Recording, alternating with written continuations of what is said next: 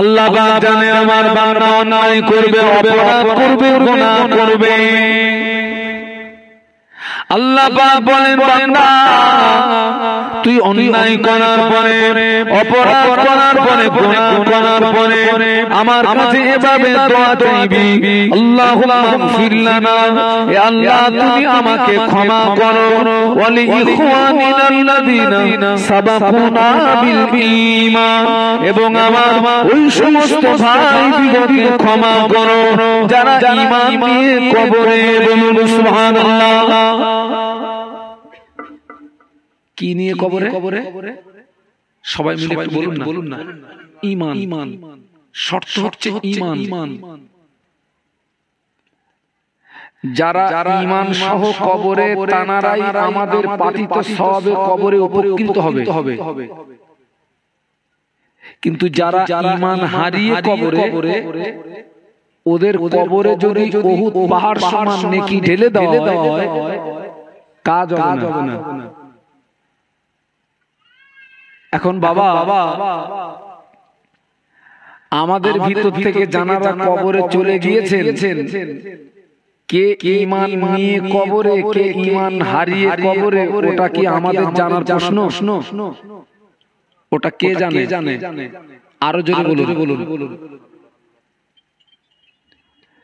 আচ্ছা, যিনি ঈমান নিয়ে কবরে চলে গিয়েছেন, ওই মানুষটার কি ঈমান হারানোর আর ভয় আছে? আরে ভাই, আপনারা কি ইতিকাফের নিয়ত করেছেন নাকি? ঠাস ঠাস করে কথা বলেন। যিনি ঈমান নিয়ে কবরে চলে গিয়েছেন, ওই ব্যক্তির কি ঈমান হারানোর আর ভয় আছে? না। ভয় কাদের?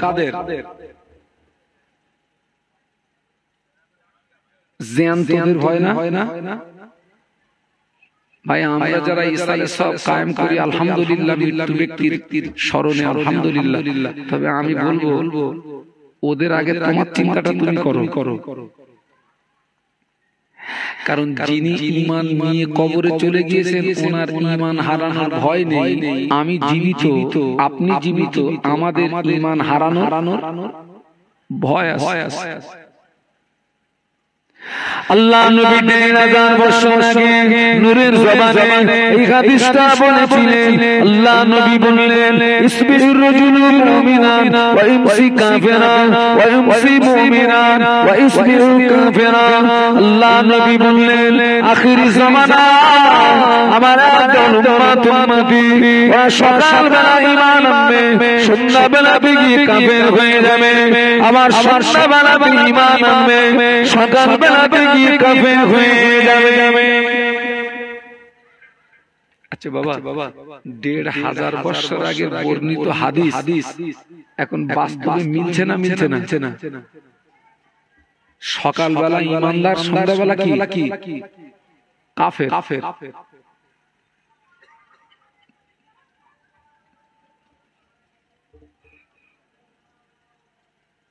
ওয়াজ এখন তো প্রচুর হচ্ছে ভাই। হুজুরও বেড়ে গেছে, অজও বেড়ে গেছে, জায়গা ঘাটতি আছে, জায়গা।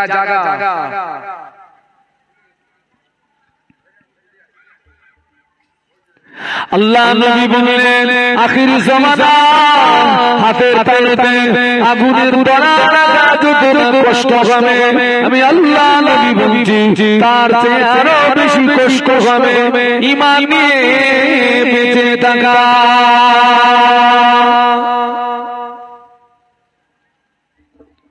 ও যুবকেরা, তোমার ঈমান যদি ঠিক থাকে, তোমার নামাজের দাম আছে, রোজার দাম আছে, হজের দাম আছে, যাকাতের দাম আছে, দান খয়রাতের দাম আছে, তাসবিহ তিলাওয়াতের দাম আছে। ঈমান যদি ঠিক না থাকে, আমলের মূল্য নাই। আজকের ভালো করে দেখুন তো ভাই, আমাদের ঈমানগুলো সব কি হয়ে গেছে? কথা বলে না। সবল হয়েছে না দুর্বল? কথা বলেন না কেন আপনারা? সবল না দুর্বল? আমাদের ঈমানগুলো ওই কচুর পাতায় পানি থাকার মতন হয়েছে। দেখবেন বর্ষাকালে যখন পানি হয় কচুর পাতার উপরেও পড়ে, ওই মিডিলে কিছু পানি বেঁধে থাকে। যখন মৃদু বাতাস হয় ওই পাতাটার মাথা কি হয় টলে, একটু আঘাত করলেই পানি খানায়। পানি কোথায়?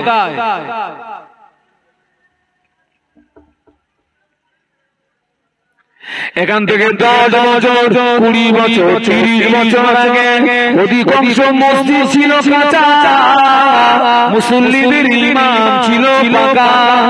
এখন মসজিদ হয়েছে পাকা, মুসল্লিদের ইমাম কাঁচা হয়ে গেল।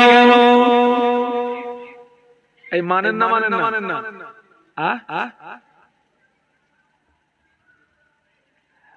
আগে মসজিদ ছিল কি কাঁচা, কিন্তু মুসল্লিদের ঈমান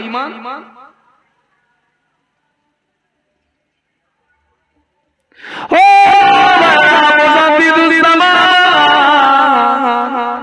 আমির শরিয়ত কুতুবুল আলাম দাদা হুজুর পীর কিবলা রাহমাতুল্লাহ আলাইহি যে মসজিদে আল্লাহকে ডেকে আল্লাহর ওলি হয়েছিলেন, মুসাফিরিয়াতের নাকা পেয়েছিলেন, ওই মসজিদটা পাকা না কাঁচা?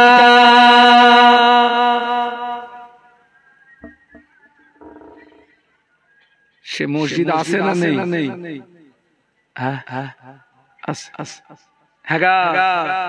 কাঁচা মসজিদে আল্লাহরে ডেকে আল্লাহর ওলি হয়ে গেছে কে? মুজাদ্দিদে জামান, যিনি 52 জেলার পীর। একটু আস্তে করে বলা যাবে? একটু মহব্বতে বলা যাবে? কাঁচা মসজিদে। আর এখন তো মসজিদে এসি লাগিয়ে আমরা আল্লাহ পাচ্ছি। এসি গো। আমি জানি না আপনাদের এলাকার মসজিদে এসি আছে কিনা। আমি কিন্তু ব্যক্তিগত মসজিদে এসি লাগানোর ঘোর বিরোধী। আমি তো টাকা হয় বাড়ি লাগা। কোথায়? বাড়ি। কারণ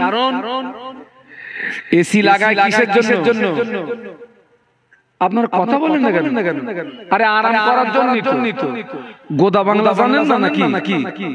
হ্যাঁ, মসজিদ কি আরামের জায়গা? মসজিদ ঘুমানোর জায়গা নাকি? আমার মুজাদ্দিদে জামানের দিকে তাকান, 5 হুজুরের দিকে তাকান, আল্লামা রুহুল আমিন সাহেবের দিকে তাকান। সব কাঁচা মসজিদে আল্লাহকে ডেকে আল্লাহর ওলি হয়ে গেছে, বলুন সুবহানাল্লাহ। আর এখন মসজিদে এসি লাগিয়ে আল্লাহ পাচ্ছিনি, পাবিনি। তোর ঈমান দুর্বল হয়ে গেছে। তুই ঈমান ঠিক কর।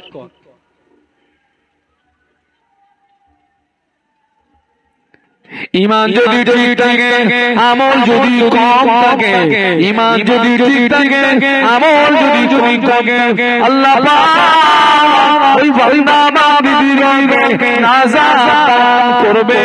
ঈমান যদি ঠিক না থাকে, আমল যদি অনেক থাকে, ঈমান যদি ঠিক না থাকে, আমল যদি অনেক থাকে, নাজাত পাওয়া যাবে না।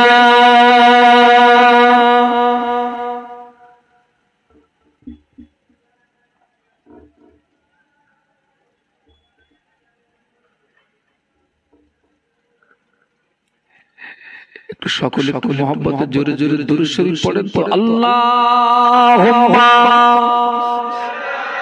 আলহামদুলিল্লাহ, মাশাআল্লাহ, সুন্দর আওয়াজ। এই আমার সাথী জিয়ারুল কোথায় রয়েছে? এখানে এসো। আর মোহাম্মতে আল্লাহুম্মা সাল্লি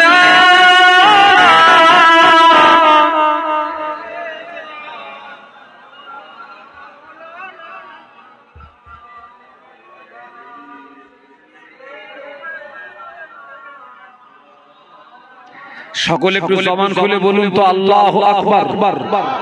আরো জোরে বলুন আল্লাহু আকবার। বাবা, আল্লাহ রাসূল বলেছেন আখিরি জামানায়, আখিরি জামানা। হ্যাঁ, আখিরির বাংলা মানে কি? শেষ, তার মানে শেষ জামানা।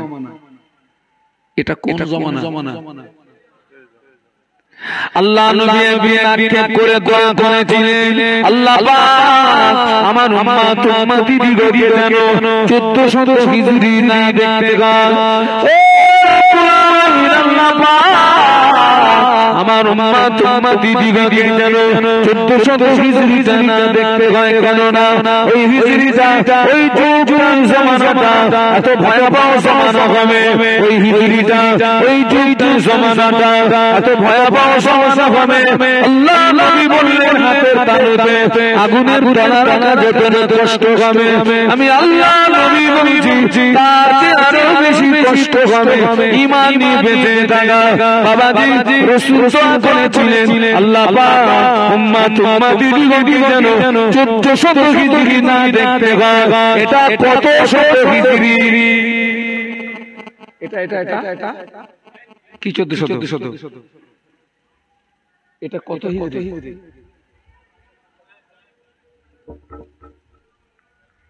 আল্লাহ রাসূল দোয়া করে আমার উম্মতদের যেন 1400 হিজরি না দেখতে, কারণ ওই হিজরিটা এত ডেঞ্জার হবে।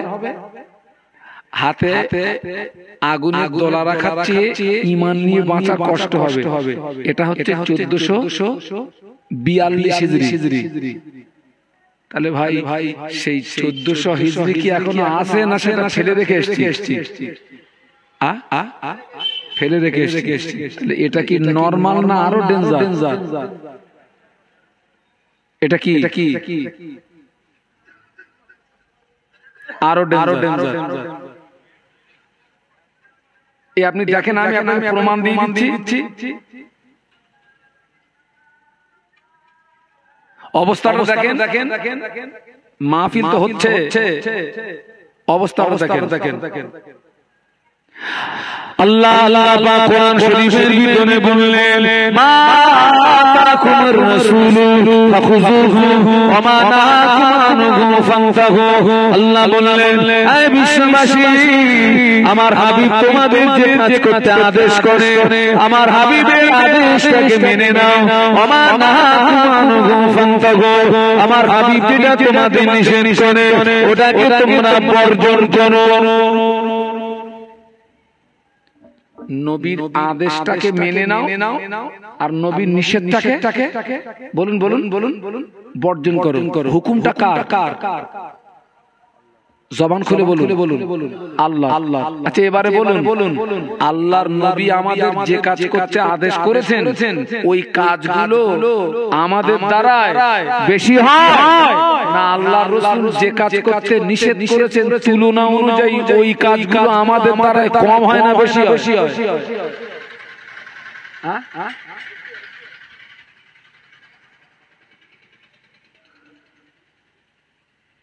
তাহলে কি এটা কি ঈমান পাকার পরিচয় না ঈমান দুর্বলতার পরিচয়? ও মুরব্বিরা কথা বলেন না কেন? এটা কি ঈমান মজবুতির পরিচয় না এটা ঈমান দুর্বলতার পরিচয়?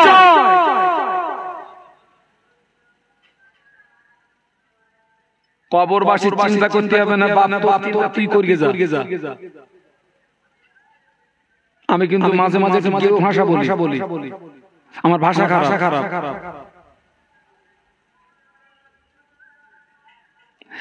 নবীর আদেশ যদি না মানে ক্ষতি কি?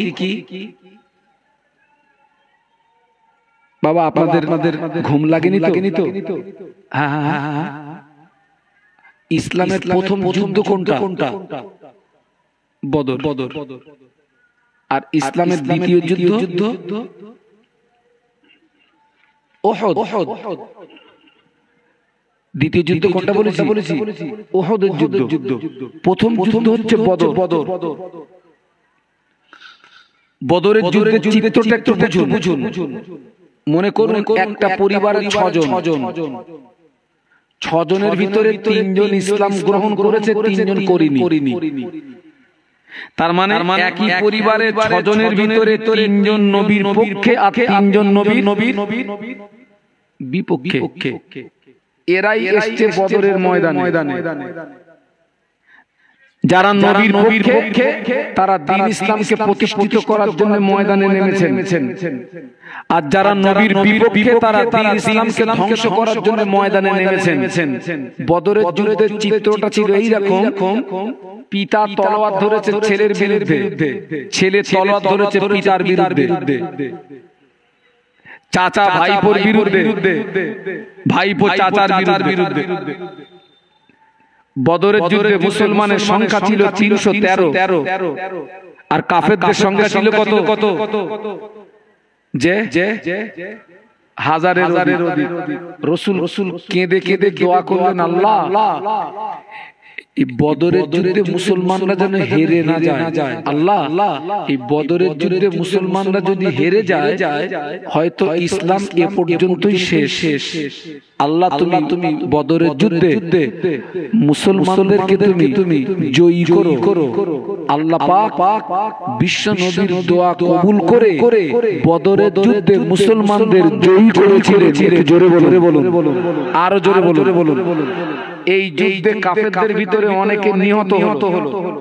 ওরা এই বদরের যুদ্ধে ওদের আত্মীয় স্বজন যে মারা গেল, এর প্রতিশোধ নিতে গিয়ে 1 বছরের ভিতরে দাদাগিরি দেখিয়ে ওরা আসলো উহুদের ময়দানে। এখানে কোন হাজী সাহেব আছেন? হাত তোলেন তো। হাজী সাহেব একজন, আলহামদুলিল্লাহ। নিশ্চয়ই আপনি উহুদের ময়দানে গিয়েছেন, যেখানে আল্লাহ রাসূলের দান্দান মোবারক শহীদ হয়েছিল। দ্বিতীয় যুদ্ধ বদরের যুদ্ধের প্রতিশোধ। ওই উহুদের যুদ্ধে আমি আপনাকে কি বোঝাচ্ছি, নবীর আদেশ যদি না মানি আমার জীবনে কি ক্ষতি আসতে পারে। ওই উহুদের যুদ্ধে আল্লাহ রাসূল 50 জন তীরন্দাজকে ঠিক করলেন। কতজন বলেছি? একটু জোরে বলুন। 50 জন। এই 50 জনের ভিতরে একজনকে নেতা নির্বাচন করলেন। এই 50 জন যারা ভালো তীর মারতে পারে, তীর মারার ব্যাপারে যাদের দক্ষতা আছে, আল্লাহ রাসূল 50 জন তীরন্দাজকে নিযুক্ত করলেন। তার ভিতরে একজনকে নেতা নির্বাচন করলেন। করে উহুদের ময়দানে একটা গিরিপথ আল্লাহ রাসূল ওই সাহাবীদেরকে বললেন, তোমরা এই গিরিপথে দাঁড়াবে। এই যুদ্ধে আমরা জিতি আর হারি, কোন পরিস্থিতিতে তোমরা যেন এই ময়দান ছাড়বে না। আমার কথা বুঝতে পারছেন না? এই যুদ্ধে জিতি আর হারি, এই গিরিপথ তোমরা যেন ছাড়বে না। এটা ছিল রাসূলের আদেশ।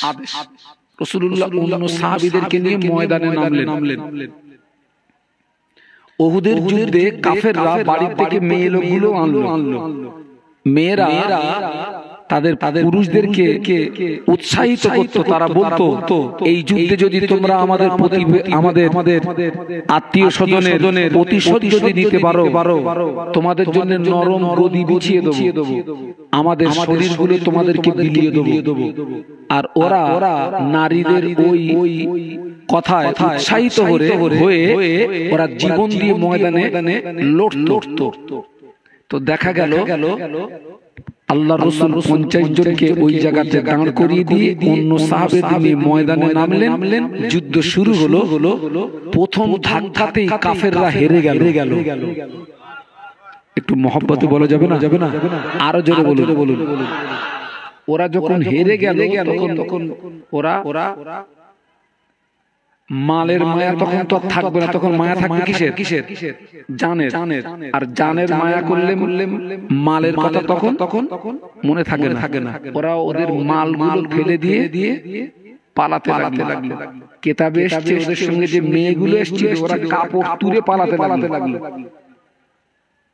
সাহাবীরা তখন ওদের ওই ফেলে রাখা মালগুলো উড়াতে লাগলো।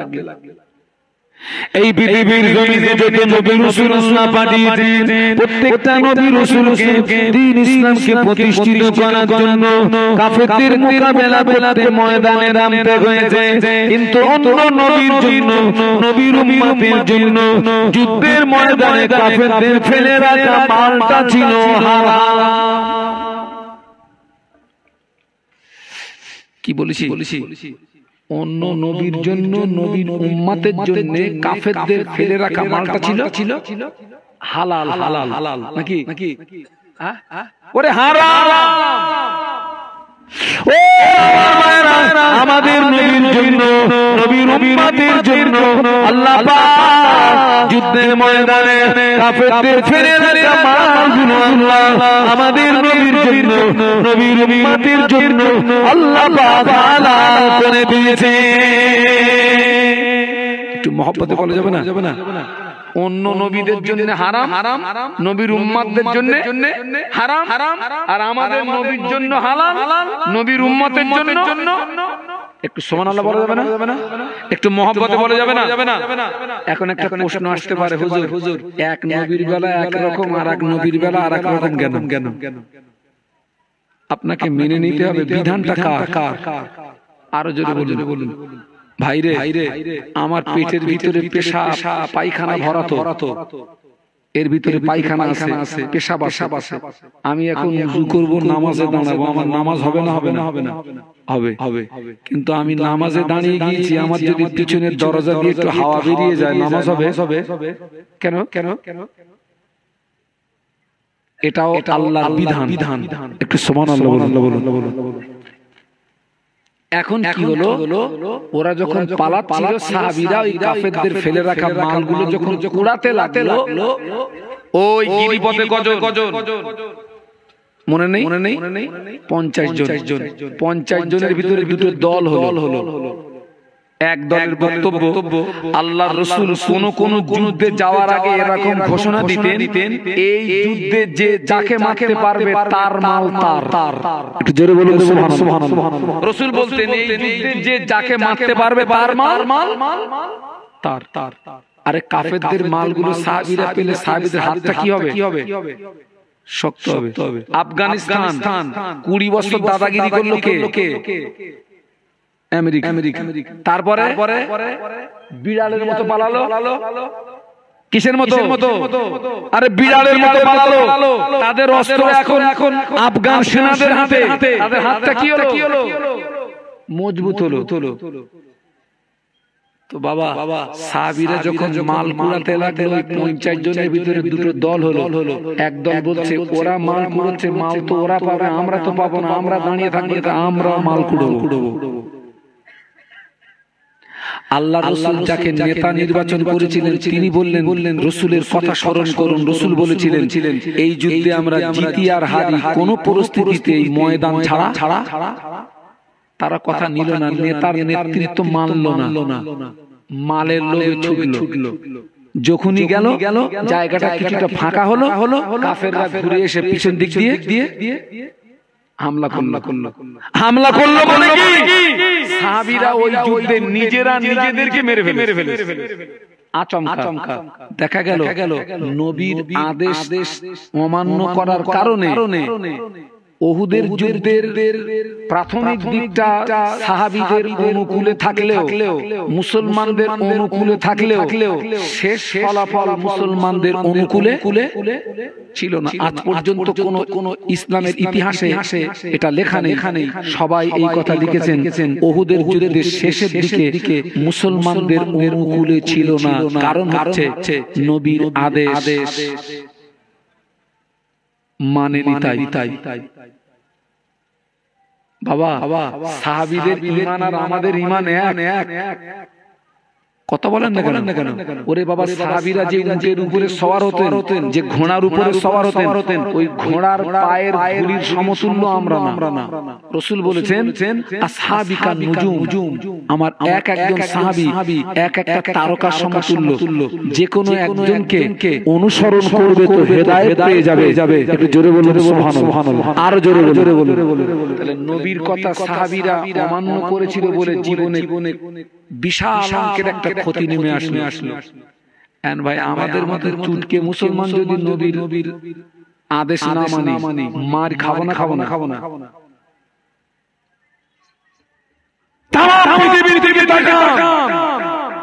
তামাম পৃথিবীর মুসলমানদের দিকে তাকান, প্রত্যেকটা জায়গায় মুসলমান মার খাচ্ছে। কেন?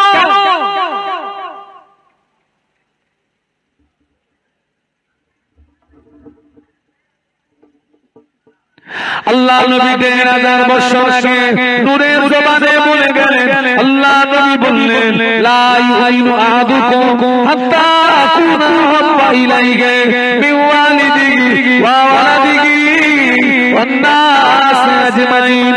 আল্লাহ নবী বললেন তোমরা ততক্ষণ পূর্ণাঙ্গ মুসলমান হতে পারবে না যতক্ষণ না পর্যন্ত তোমার পিতা তোমার সন্তান সমস্ত মানুষ আমি রাসূলুল্লাহ আমাকে না ভালোবাসবে ততক্ষণ পূর্ণাঙ্গ মুসলমান হতে পারবে না।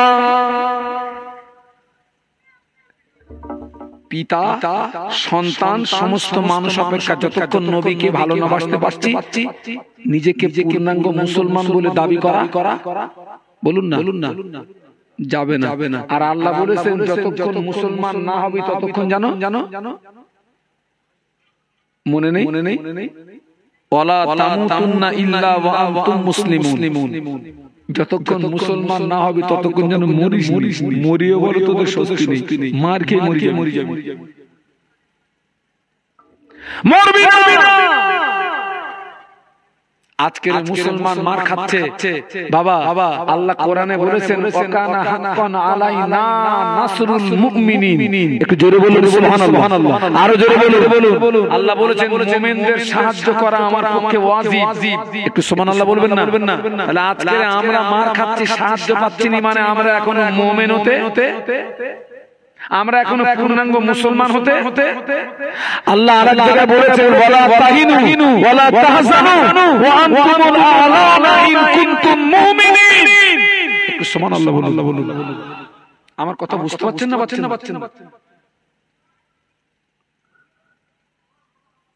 এইবারে দেখুন নবীর আদেশ যারা মেনেছিলেন দুনিয়া আখিরাতে কতটা উপকৃত হয়েছে দেখুন। একটু জবান খুলে বলুন তো আল্লাহু আকবার, আরো জোরে বলুন। আল্লাহ নবী সাহাবীদের লক্ষ্য করে বললেন ও সাহাবীরা বাবারা আমি আল্লাহ নবী তোমাদের আদেশ করেছি তোমরা যে অবস্থায় থাকো যুদ্ধের ঘণ্টা যখন বেজে উঠবে যুদ্ধের ময়দানে আসা লাগবে। রাসূলের আদেশ তোমরা যে অবস্থায় থাকো যুদ্ধের ঘন্টা যখনই বেজে উঠবে ময়দানে আসতে হবে। নবী পাকের একজন সাহাবী হানজালা রাদিয়াল্লাহু তাআলা হুজুর নতুন বিবাহ করেছে, হুজুরের বাসন সংসার ফুল সংসার, হুজুর নতুন স্ত্রীকে নিয়ে ঘরের ভিতরে খোঁজ গল্পতে মশগুল, আনন্দতে মশগুল।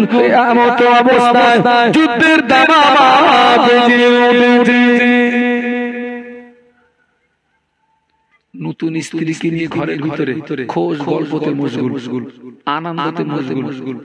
এমন অবস্থায় যুদ্ধের ঘন্টা বেজে উঠেছে। রাসূলের আদেশ কি ছিল? যে অবস্থায় থাকো হানজালা রাদিয়াল্লাহু আনহু বিবিকে বলে বিদায় দাও, আল্লাহ নবী আমার দিকে দেন, আমি যুদ্ধের ময়দানে চলে যাব। হুজুরের স্ত্রী বলেছিলেন প্রাণের স্বামী যান, আল্লাহ নবী আপনার দিকে দেন, আমার অধিকার নেই বাধা দেওয়ার। একটু জোরে বলুন। একটু মহব্বতে বলা যাবে না? একটু মহব্বতে বলা যাবে না? কি স্ত্রী দেখুন, কি বিবি দেখুন, এ কি আমাদের বিবি?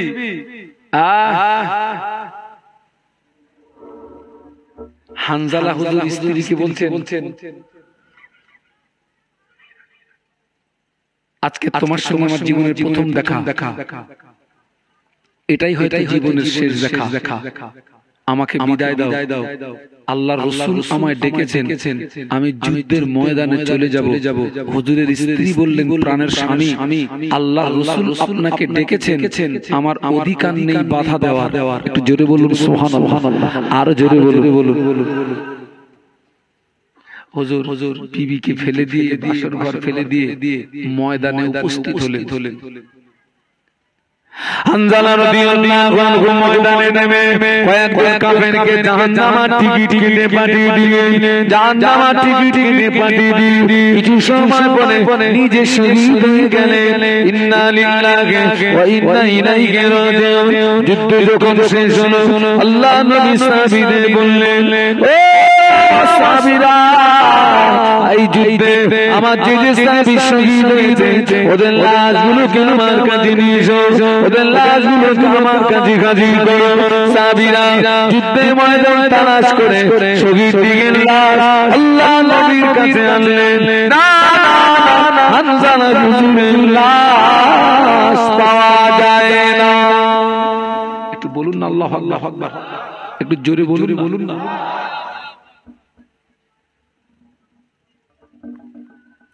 ও হুজুরের স্ত্রী আল্লাহ নবীকে সালাম দিলেন, আসসালামু আলাইকা ইয়া রাসূলুল্লাহ হাবিবাল্লাহ। হুজুর আমার স্বামী কোথায়? হুজুর আমার স্বামী কোথায়? আল্লাহ নবী বললেন, ও আমার বিবি, তোমার স্বামী বিদায় বিদায় বিদায়, আখিরি বিদায়, জনমের মতো বিদায়, আর তারা হবে না। তোমার স্বামী যুদ্ধের ময়দানে শহীদ হয়েছে। হুজুরের বিবি বললেন, ইয়া রাসূলুল্লাহ হাবিবাল্লাহ, আমার স্বামী শহীদ হয়েছে, আমি দুঃখিত নই বরং আনন্দিত। কেননা আমি কিয়ামতের দিন আমি শহীদের বিবি হয়ে উঠব। বলতে পারলেন না? জোরে বলতে পারলেন না? তাকবীর দান তো, নারায়ে তাকবীর, জোরে বলুন নারায়ে তাকবীর। ইয়া রাসূলুল্লাহ, আমার স্বামী শহীদ হয়েছে, আমি দুঃখিত নই আনন্দিত, কারণ কিয়ামতের ময়দানে আমি শহীদের বিবি হয়ে উঠব। একটু জোরে বলুন। একটা কথা বলতে এসেছি, একটা কথা। ইয়া রাসূলুল্লাহ, ইয়া হাবিবাল্লাহ, হুজুর আমি জানি শহীদের লাশ গোসল দেওয়া হয় না।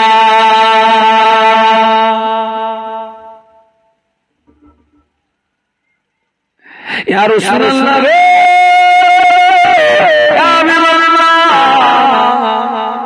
হুজুর আমার স্বামীকে যেন বিনা গোসলে দাফন দেবেন না, কেননা আমার স্বামীর উপরে গোসলটা ফরজ আছে।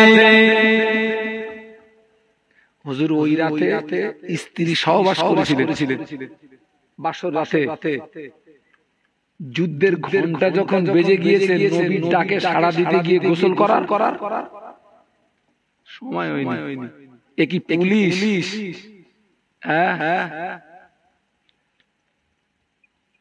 কারোর বাড়িতে যদি ডাকাতি হয়, যদি থানায় যদি ফোন করেন, পুলিশ আসে কখন? কথা বলে না। এদিকে মাল তখন কি ফুল আউট, কারণ ও তো পুলিশ তখন বাম পা জুতো ডান পায়ে পড়বে, পরে বলবে সাবধান আছে, ওলট পালট হয়ে গেছে, ঠিক করতে এদিকে মাল আউট সব। সাহাবীরা কার আদেশ মানছে? নবীর আদেশ। গোসল করার টাইম নেই। ইয়া রাসূলুল্লাহ,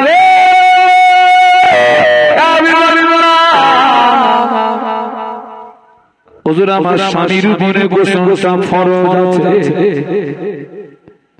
আমার স্বামীকে যেন বিনা গোসলে দাফন দেবেন না। ও বীরা, যারা দিনের রাস্তায় শহীদ হয় ওদের গোসল হয় না, কাপড়ের কাপড় লাগে না। একটু আস্তে বলা যাবে না? একটু মহব্বতে বলতে পারবেন না? তাকবীর দেন, নারায়ে তাকবীর। যারা দিনের রাস্তায় শহীদ হবে, গোসল হবে না, কাপড়ও লাগবে না, বিনা গোসলে বিনা কাপড়ের কাপড়ে ওই রক্ত মাখা ক্ষত বিক্ষত চেহারা নিয়ে কবরে রাখা হবে। কিয়ামতের ময়দানে শহীদরা ক্ষত বিক্ষত রক্ত মাখা চেহারা নিয়ে উঠবে। আল্লাহ জিজ্ঞাসা করবে, তোমাদের এই অবস্থা কেন? আল্লাহ জানে না। বান্দারা বলবে, আল্লাহ দ্বীন ইসলাম প্রতিষ্ঠিত করার জন্য যুদ্ধের ময়দানে কাফেরদের তলোয়ার লাগাতে শহীদ হয়েছিলাম, সেই ক্ষত বিক্ষত রক্ত মাখা চেহারা নিয়ে তোমার দরবারে হাজির। আল্লাহ বলবে তোরা আমার কাছে কি চাস? শহীদরা বলবে আল্লাহ কিচ্ছু চাই না। আর একবার যদি জীবন দিয়ে পৃথিবীতে পাঠাতে এই জীবনটা তোমার রাস্তায় আর একবার বিলিয়ে দিতাম। আরো জোরে বলো বলো বলো। আল্লাহ বাবা সময় বলে আর না আমি খুশি হয়ে গিয়েছি, আমার আত্মা জান্নাতের দরজা খোলা, যেটা দিয়ে খুশি হই আমার রহমতের দয়ার জান্নাতে চলে যা।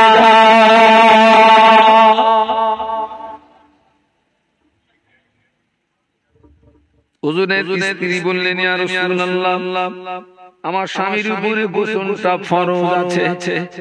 আল্লাহ নবী সাহাবীদের বললেন যুদ্ধের ময়দানটা চিরুনি তল্লাশি করো, সাহাবীরা পায় না। ইতিমধ্যে ফেরেশতা জিবরাইল নবীকে সালাম দিলেন, ইয়া রাসূলুল্লাহ গে হুজুর হানজালার লাশ পাওয়া যাবে না।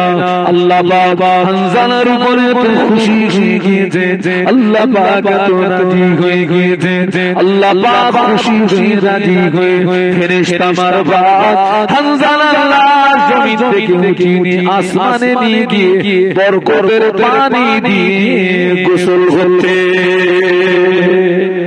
জোরে বলেন না সুবহানাল্লাহ। ও আল্লাহ নবী বললেন বিবি তোমার নসিব খুশখুশি, তোমার স্বামীকে পৃথিবীর কোন মানুষের গোসল চায় না, পৃথিবীর কোন পানিতে গোসল হয় না। আল্লাহর ফেরেশতারা তোমার স্বামীর লাশ নাকি জমিন থেকে উঠিয়ে নিয়ে আসমানে নিয়ে গিয়ে বরকতের পানি দিয়ে তোমার স্বামীর গোসল হচ্ছে।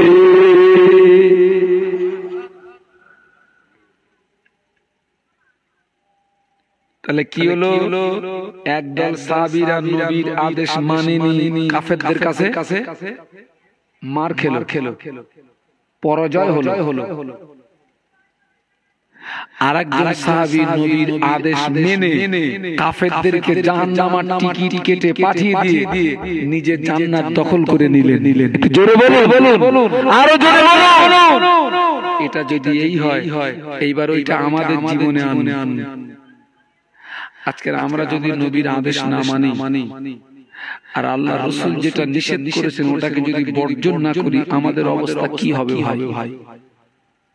কি হবে? শুধু নামাজ পড়লে হবে? রমজানের রোজা রাখলে হবে? শুধু হজ করে হবে? শুধু যাকাত দিলে হবে?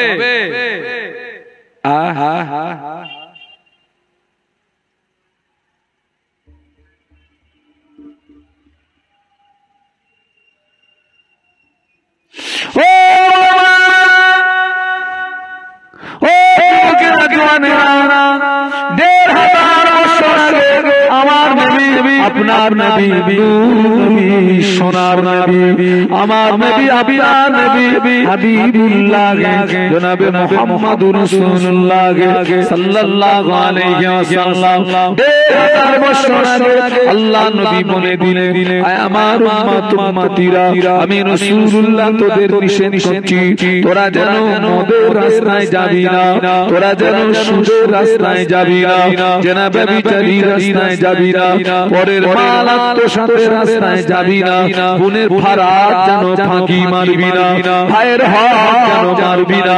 আমি রাসূলুল্লাহ তোদের নিষেধ করে দিলাম। আল্লাহ নবী যে কাজ করতে নিষেধ করেছিলেন এই মুসলমান এই কাজগুলো করে না।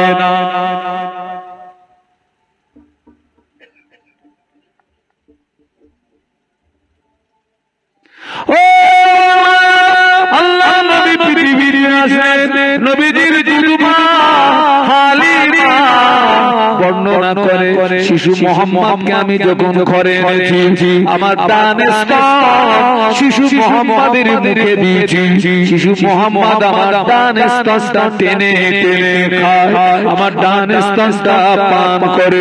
আমি হালিমা আমার বামে স্তন শিশু মোহাম্মদের মুখে যখন দিয়েছি শিশু মোহাম্মদ আমার বামে স্তন স্থানে না যতবার বামে স্তন দিতে গিয়েছি শিশু মোহাম্মদ মুখটা ঘুরিয়ে নেয় আল্লাহ নবী বলে আমি মোহাম্মদ পৃথিবীর জমিনে আমি ভাইয়ের হাত মারার জন্য আসি না আমি ভাইয়ের হাত পাইয়ে দেওয়ার জন্য এসেছি হালিমা সাদিয়ার একটা সন্তান ছিল যেটা আমার নবীর দুধ ভাই আল্লাহ নবী বলে হালিমা আমি যদি স্তনটা পান করি আমার দুধ ভাইয়ের হাত নষ্ট করা হবে এই কথা বুঝতে পারছেন না হ্যাঁ আল্লাহ রাসূল কটা স্তন টেনেছেন আর জোরে দুটো টেনেছেন আমরা তো দুটো টানা পাটি কটা কথা না আমাদের তো একটাই পেট ভরে না আমরা তো অধিকাংশ দুটো টানা পাটি কত নামাজ পড়বা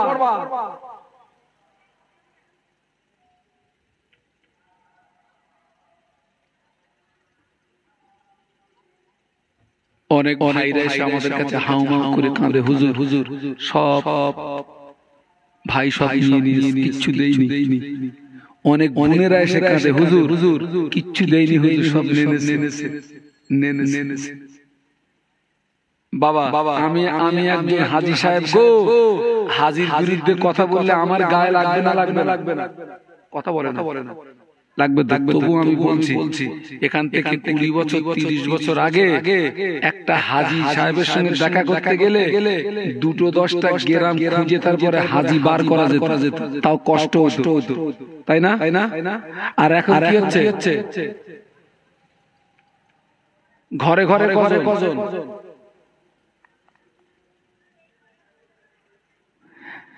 ঘরে হাজী এত হাজী বেড়েছে কেন জানেন ভাই এত হাজী বাড়লো কেন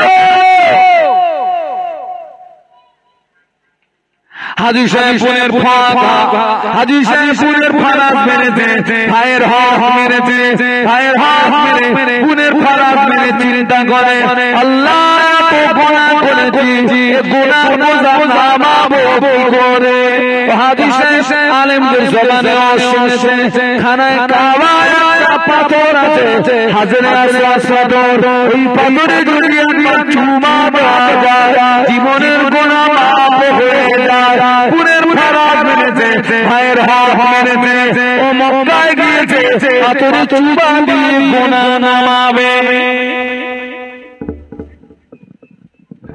আপনারা কি ঘুমোচ্ছেন না কি বলেন সব থা হয়ে গেছেন কেন হ্যাঁ পাথরে শুনবে কি করবে গুনাহ নামাতে গেছে ওর নামবে কথা বলে না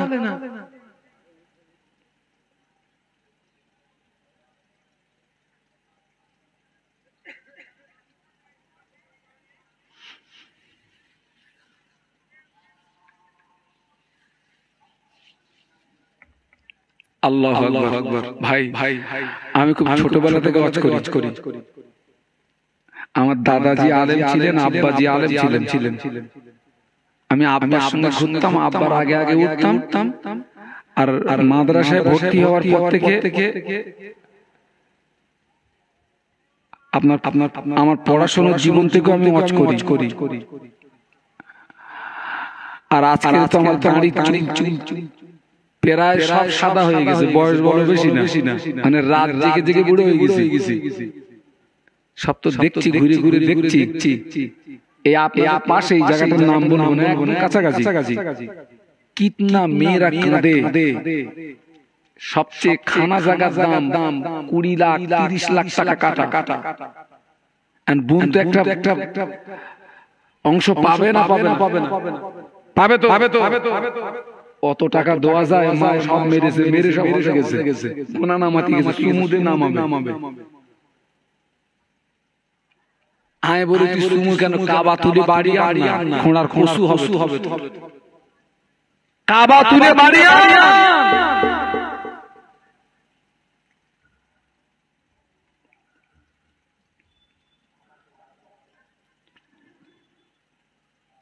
কাবা শরীফের দরওয়াজায় স্পর্শ করে দোয়া চাইলে ওই দোয়াটা আল্লাহ পাকের দরবারে কবুল হয়ে যায়। মুলতাজিমে দোয়া চাইলে ওই দোয়াটা কবুল হয়ে যায়। কাবা শরীফের গেলাপে স্পর্শ করে দোয়া চাইলে এই দোয়াটা আল্লাহ পাকের দরবারে কবুল হয়ে যায়। সাফা পাহাড়ে দাঁড়িয়ে দোয়া করলে এই দোয়াটা কবুল হয়। মাকাম ইব্রাহিমের সামনে দাঁড়িয়ে দোয়া করলে এই দোয়াটা কবুল হয়। তবে বাবা মারা পাটির দোয়া কবুল হয় না।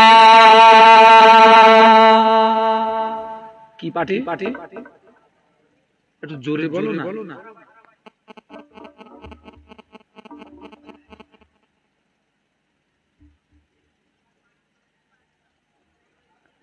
ও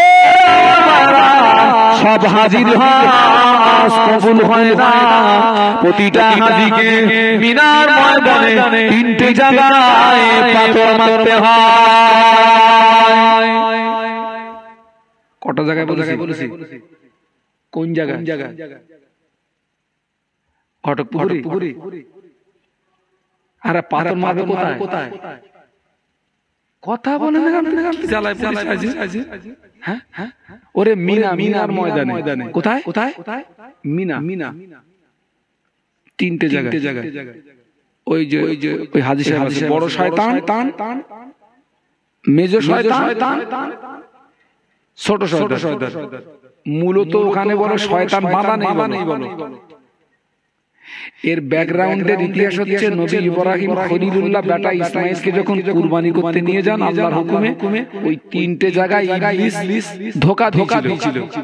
তার স্মৃতি রক্ষার্থে ওখানে হাজীদেরকে পাথর মারতে হয়। মূলত ওখানে শয়তান বাধা নেই। ও হাজী পাথর মারবে মানে শয়তানকে না, পাথর মেরে নিজের নফসের শয়তানিকে ধ্বংস করো। ভাই অনেককে দেখেছি পাথর বাঁধে জুতো খুলে চালাচ্ছে। তার মানে মনে করে শয়তান মেরে বাড়ি যাবে। জুতো খুলে চালাচ্ছে। জুতো খেপা কোথাকার জানে না বুঝে না হজে গেছে।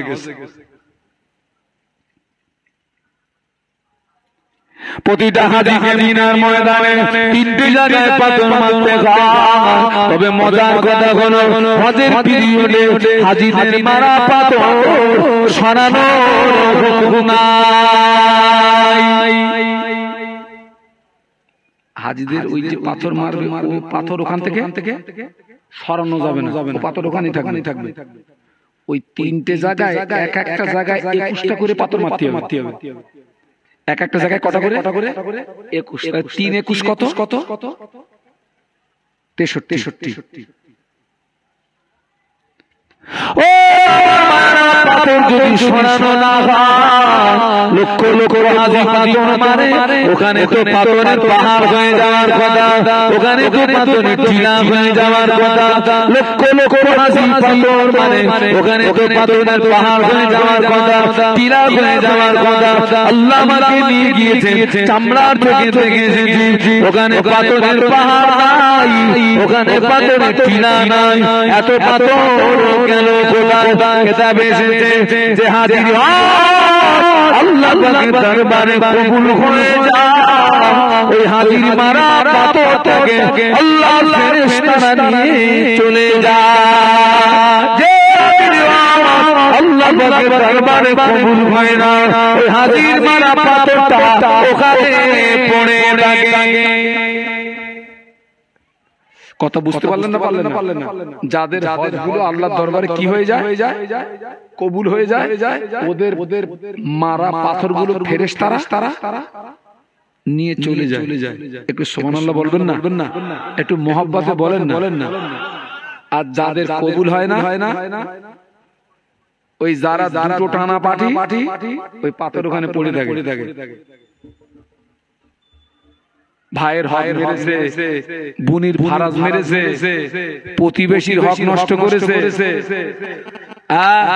বিবির হক মেরেছে, ছেলের হক মেরেছে,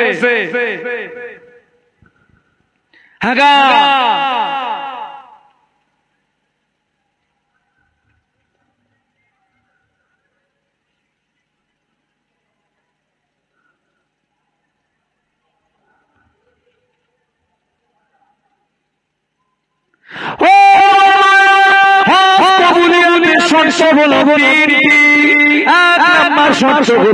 নিয়তটা খাঁটি হওয়া, নিয়তটা আল্লাহর সন্তুষ্টির উদ্দেশ্য হওয়া। 2 নাম্বার শর্ত হলো টাকা হালাল হওয়া। 3 নাম্বার শর্ত হলো গায়ের হক ফাঁকি না মারা।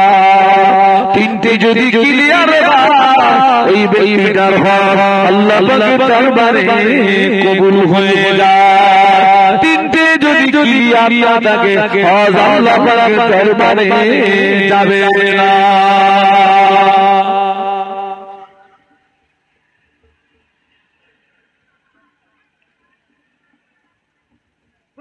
আমার জীবনের প্রথম হজ হচ্ছে 2006 সালে।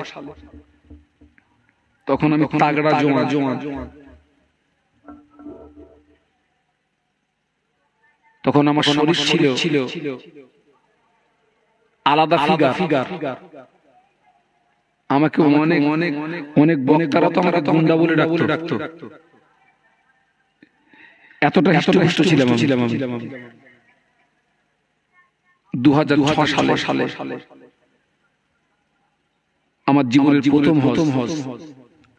আমার দলে ছিল 7 জন।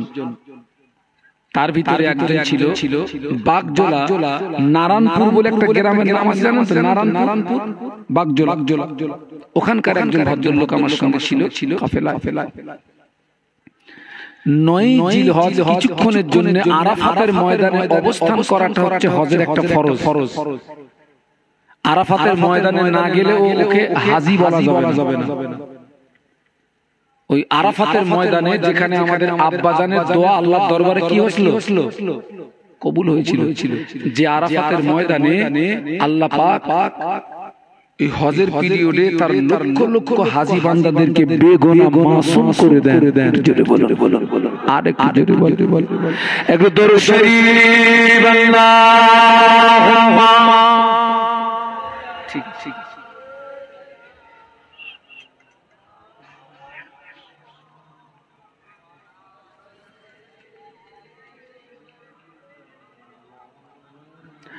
আর একটু জোরে পড়েন আল্লাহুম্মা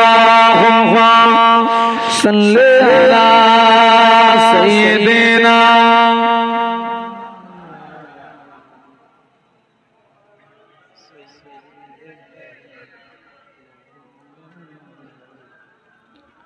গোলামে মোহাম্মদ में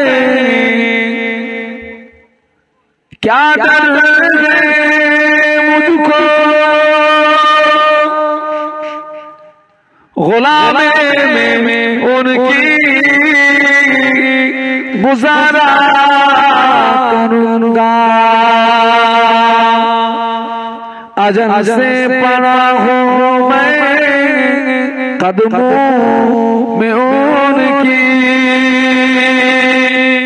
जुदाई न हरगिज़ गवारा करूंगा बाबा मोहब्बत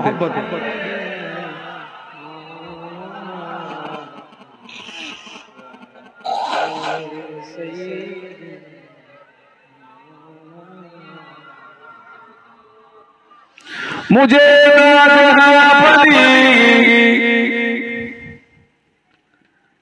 खुशकिस्मती पर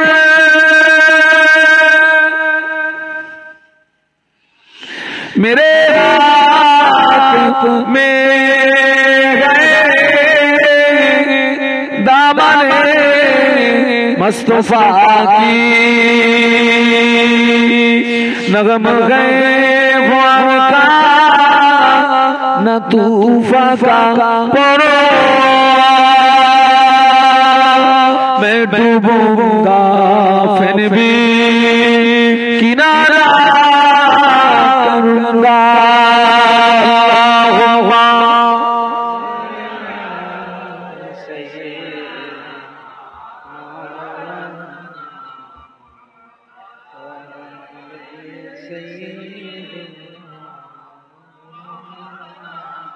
সুন্দর লাগছে। একটু কলেমার জিকির লা ইলাহা ইল্লাল্লাহ খুব মহব্বতের সঙ্গে বাবা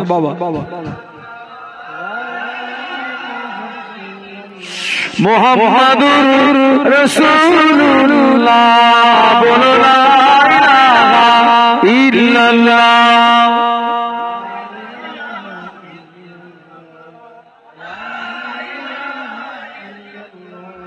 মুহাম্মাদুর রাসূলুল্লাহ আল্লাহুম্মা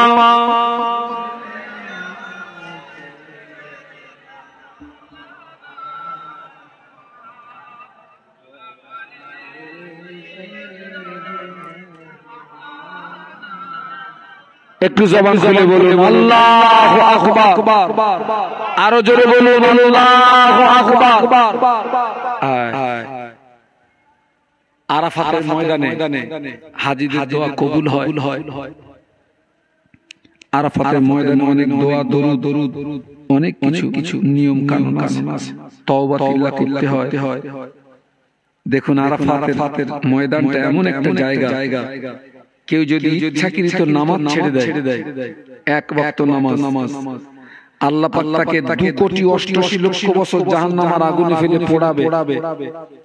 আর আরাফাতের ময়দানের হুকুম হলো আল্লাহ বলে বান্দা তুই মোনাজাতের ভিতরে ইচ্ছা করে মাগরিবের নামাজ কাজা করে দে। একটু জোরে বলো। আগে কথা বুঝতে পারলেন না? আরাফাতের ময়দানে ইচ্ছা করে মাগরিবের নামাজ কি করতে হয়? কাজা করে দিতে, ইচ্ছা করে। এই মাগরিবের নামাজ আর এশা নামাজ একসঙ্গে আদায় করো মুজদালিফায় গিয়ে। তো আমরা সব যে যার মতন বসে আছি আরাফাতের ময়দানে, যে যার ধ্যানে মশগুল, যে যার ধ্যানে মশগুল। ওই নারায়ণপুরের ওই লোকটা নিজের থেকে বলছে আমার বড় ভাই আমারে বলেছে তুই মক্কা থেকে মদিনায় যেতে পারবি না, তার আগে তোর মরণ হবে। নিজেই বলছে। আমি বললাম ও হাজী সাহেব, এটা আরাফাতের ময়দান, আপনি কি কথা বলছেন? এটা আরাফাতের ময়দান হাজী সাহেব। বলছে না হুজুর, আমার বড় ভাই বলেছে তুই মক্কা থেকে মদিনায় যেতে পারবি, তার আগে তোর মরণ হবে। পাশ থেকে একজন লোক জিজ্ঞাসা করলো, বললো কেন বড় ভাই? আরাফাতের ময়দানে বসে বলছে আমি আমার বড় ভাইয়ের জমি ফাঁকি দিয়ে হজে এসেছি। সে আরাফাতের ময়দান।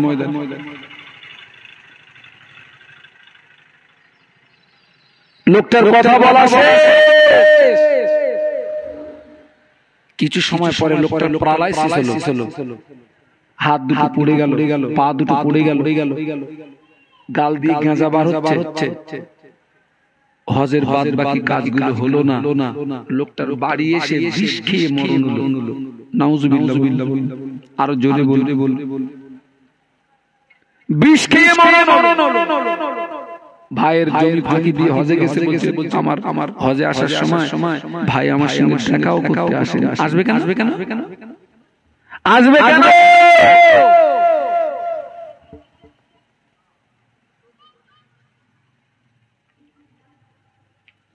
আল্লাহ নবী সাহাবীদের লক্ষ্য করে বললেন, ও সাহাবীরা তোমরা কি বুঝতে পারো সবচেয়ে গরীবকে, অসহায়কে, ফকিরকে, গরীবকে, অসহায়কে, ফকিরকে?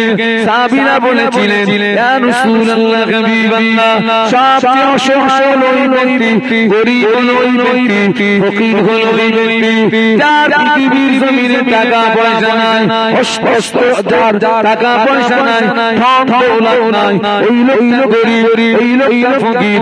আল্লাহ নবী বললেন না, ও সাহাবীরা, ওই লোকটা প্রকৃত গরীব নয়, ওই লোকটা প্রকৃত ফকির নয়, ওই লোকটা প্রকৃত গরীব, প্রকৃত ফকির। কিয়ামতের ময়দানে আমার একদল উম্মতি প্রচুর নামাজ নিয়ে উঠবে, রোজা নিয়ে উঠবে, হজ যাকাত নিয়ে উঠবে, দান খয়রাত নিয়ে উঠবে, তাসবিহ তিলাওয়াত নিয়ে উঠবে, কিন্তু দেখা যাবে পৃথিবীর জমিনে ও কারোর হক মেরে এসেছে, কারোর রক্তপাত করে এসেছে, কারোর ওর প্রতি জুলুম করে এসেছে কিয়ামতের ময়দানে ওর নেকিগুলোকে পাওনাদারদেরকে বিলিয়ে দেওয়া হবে ওর নেকিগুলো পাওনাদারদের বিলিয়ে দেওয়া হবে ওর নেকি যখন শেষ হয়ে যাবে পাওনাদারদের গুনাহগুলোর উপরে চাপিয়ে দেওয়া হবে ওই লোকটা নিঃস্ব হয়ে যাবে অসহায় হয়ে যাবে ফকির হয়ে যাবে গরীব হয়ে যাবে আমার ফেরেশতারা ওকে জাহান্নামে টেনে টেনে নিয়ে যাবে ও আমার সাহাবীরা আমি আল্লাহ নবী বলছি ওই লোকটার গুণ প্রকৃতপক্ষে বাবা বুঝতে পারছেন না হ্যাঁ ঘুমোচ্ছে তো